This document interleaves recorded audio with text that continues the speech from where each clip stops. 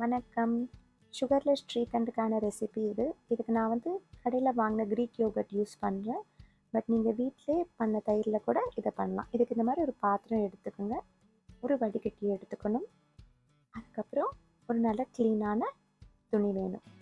இது எல்லாத்தையும் வச்சு அன்கர்ட் எப்படி பண்ணும் அப்படின்னு நான் சொல்ல போகிறேன். அன்கர்ட் வந்து ஸ்ரீகண்ட் ஆல்ரெடி பண்ண தெரிஞ்சவங்களுக்கு தெரிஞ்சிருக்கும். தெரியாதவங்களுக்கு நான் சொல்கிறேன். அன்கட் பண்ணுறதுக்கு இந்த மாதிரி எல்லாம் செட் பண்ணிவிட்டு இதை வெளியில் வைக்கிறதா உள்ள ஃப்ரிட்ஜில் வைக்கிறதா அப்படின்னு எதை வச்சு டிசைட் பண்ணணும் அப்படின்னா, ரொம்ப ஹாட் வெதர், ரொம்ப உஷ்ணமான ஊரில் இருக்கிறீங்கன்னா கண்டிப்பாக ஃப்ரிட்ஜில் வச்சுடுங்க. இல்லைன்னா வந்து தயிர் புளிச்சு போயிடும்.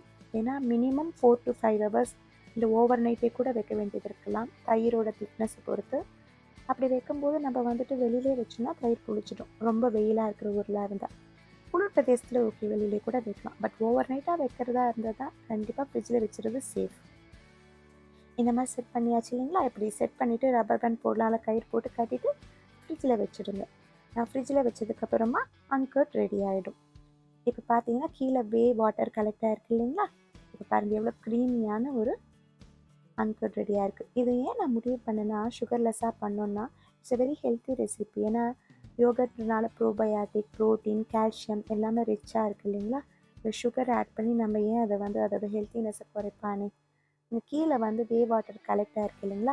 இதை வந்து நீங்கள் சூப்பில் யூஸ் பண்ணலாம், இல்லை சப்பாத்திக்கு மாவு பிசையறதுக்கு யூஸ் பண்ணிக்கலாம். ரொம்ப ஹெல்த்தி அது. இந்த க்ரீமியான ஹங்கர்டை வந்துட்டு இப்போ நம்ம டேட் சிரப் இல்லைனா டேட் பேஸ்ட்டோடு ஆட் பண்ண போகிறோம். நான் வந்து டேட் பேஸ்ட் தான் யூஸ் பண்ண போகிறேன். பட் டேட் பேஸ்ட் கிடைக்கல அப்படின்ற பட்சத்தில் நீங்கள் டேட் சிரப் கூட யூஸ் பண்ணலாம். டேட் பேஸ்ட் ரொம்ப திக்கு, அதனால் நான் இந்த மாதிரி மிக்சரில் போட்டு மிக்ஸ் பண்ணிக்கிறேன். டேட் சிரப்பாக இருந்தால் நீங்கள் ஜஸ்ட்டு விஸ்க் வச்சு கூட ஆட் பண்ணிக்கலாம். கார்னிஷிங்க்கு வந்து பேக்டு நட்ஸ் ஆட் பண்ணிவிட்டு கூடவே வந்து கார்தமம் பவுடர், இல்லை குங்குமப்பூ, சின்னமன் பவுடர், இல்லை ஈவன் டார்க் சாக்லேட்டை வந்து மெல்ட் பண்ணி ஆட் பண்ணலாம். வெனிலா எசன்ஸ் போடலாம், இல்லை வெனிலா எக்ஸ்ட்ராக்ட் கூட போடலாம். It's up to you. நீங்கள் உங்களுக்கு என்ன மாதிரி விருப்பமோ அதை போட்டு சாப்பிடலாம். இதை வந்து ஃப்ரிட்ஜில் வச்சு சர்வ் பண்ணால் ரொம்ப டேஸ்டியாக இருக்கும். இன்ஃபேக்ட் வந்து ஹாட் வெதருக்கு சாப்பிட்றதுக்கு ரொம்ப ரொம்ப நல்லாயிருக்கும். ஒரு ஐஸ்கிரீம் மாதிரி ஒரு ஃபீல் இருக்கும் இது சாப்பிடும்போது. இந்த ரெசிபி உங்களுக்கு பிடிச்சிருந்தா உங்கள் சர்க்கிளில் எல்லாரோடையும் ஷேர் பண்ணுங்கள். தேங்க்ஸ் ஃபார் வாட்சிங்.